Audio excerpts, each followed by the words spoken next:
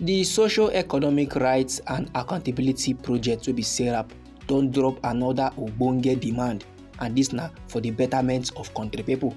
Dem don dey ask the Nigeria federal government plus the state government to drop all the criminal charges against activists, journalists, rights defenders and others wey dey on trial for peacefully exercising their human and democratic rights. And e still get the survey wey Sarap conduct for inside dis our country Nigeria, and based on the people wey respond to the survey, e come make Sarap believe say plenty country pipo no dey satisfied with the democratic process of we country Nigeria. So e come get some kind things and things wey dem come yarn on top the matter wey I go like make you lis ten to. But I go like first yarn you the things and things wey Sarap ask the federal government to do. And the demands correct pipo, e plenty no be small. And all of them now dey among the recommendations for inside one report wey dem title Broken Promises: Systematic Crackdown on Civic Space, Democratic Rights and Media Freedom in Nigeria,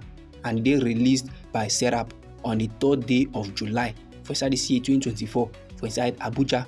And this report now dey talk about country pipo, their participation in democratic process and their protection. Now sharparly my correct pipo, make us sama you the recommendations wey Sarap arrange give the government. The Socio-Economic Rights and Accountability Project wey be Sarap, dey demand an end to the systematic crackdown on civic space,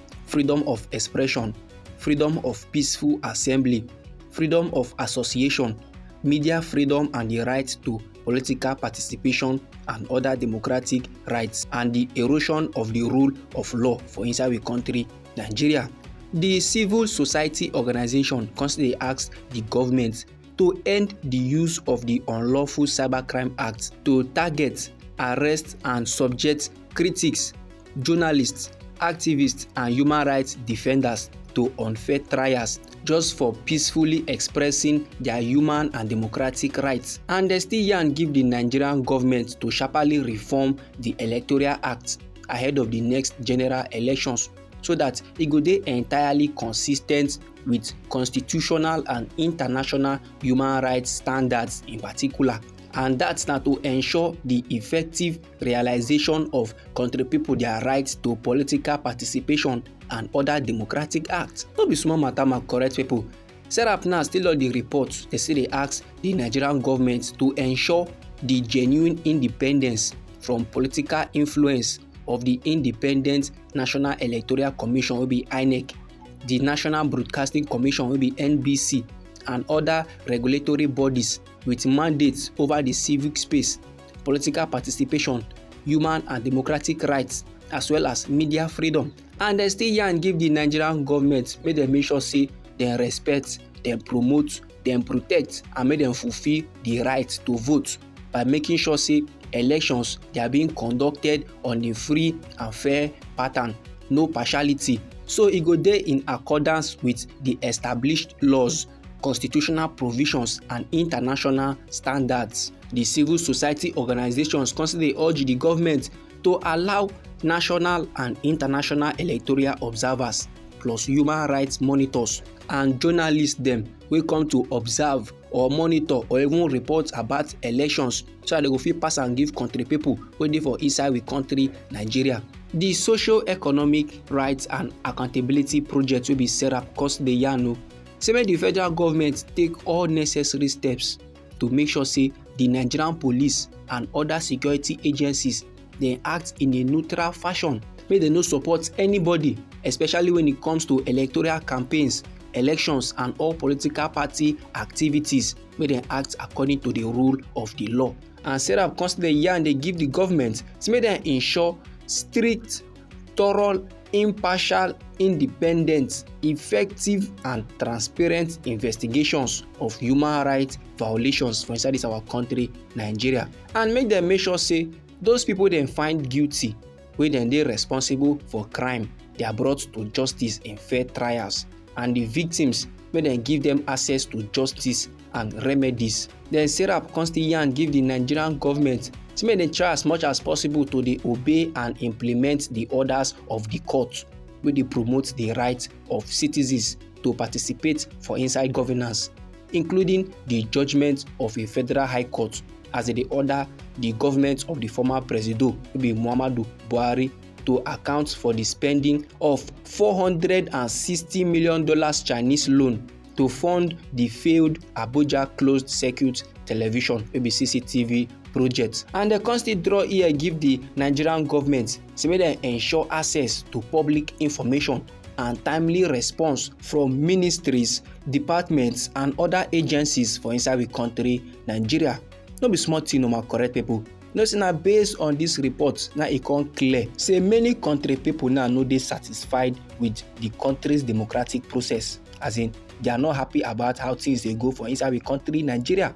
You know say e get one survey wey Sarap conduct, and about 72.31% of the people wey respond to that survey na come make Sarap believe say country people view, as in wetin country people dey think, e no count in the formulation of government policies. And about 73.75% of the people wey respond to the survey dey believe say the elected officials no care about wetin people dey think or wetin people dey feel for inside this our country Nigeria, while 79.95% of the people wey respond to the survey dey believe say this government dey do am for the benefit of the people. And about 66.72% of the people wey respond to the survey dey believe say their vote no dey count during election, while about 70.45% of the people wey respond to the survey dey believe say government employees dey no go fit openly express themselves, dey no go fit just talk how the work dey pain them reach, dey no go fit talk their dissatisfaction with government policies without receiving ogbonge punishment. And normally those kind of levels e no make sense at all. Now, to make sure say the federal government dey implement, as in dem do all their demands and all their recommendations wey dem arrange for their report, Sarap now don dey urge the United Nations wey be UN, plus the African Union wey be AU, plus the Economic Community of West African States wey be ECOWAS, and other members of the international community make dem mount pressure on the Nigerian government. And you see Sarap, then specifically, as in out of everything, they urge the international community so they mount pressure on the Nigerian authorities to end the systematic crackdown on civic space, the freedom of expression, the freedom of peaceful assembly, freedom of association, media freedom, and the right to political participation and other democratic rights. And they say they urge the international community to publicly condemn, as in make them condemn all restrictions on democratic rights, and make them call on Nigerian authorities to repeal repressive laws. That is to say, make them banish, make them cancel, and make them torchlight any laws for inside our country Nigeria wey no make sense, where they drag the country and the country people them backwards. So my correct people, this na the informate wey I say make a share give all of una. Anyhow the thing be you for body, or if you get contribution about the matter, you are free to drop it inside our comment section. No say now we be Anointed Lady TV, and now they give the ogbonge and legitimate news on the things and things wey dey happen for inside we country Nigeria. So if you would like to receive news like that, you are free to subscribe to this channel and make you put on the notification bell, so that as we dey bring the news they come, now you go first get the updates and you go get them sharp. I dey bring another news for you, my correct people. No go anywhere.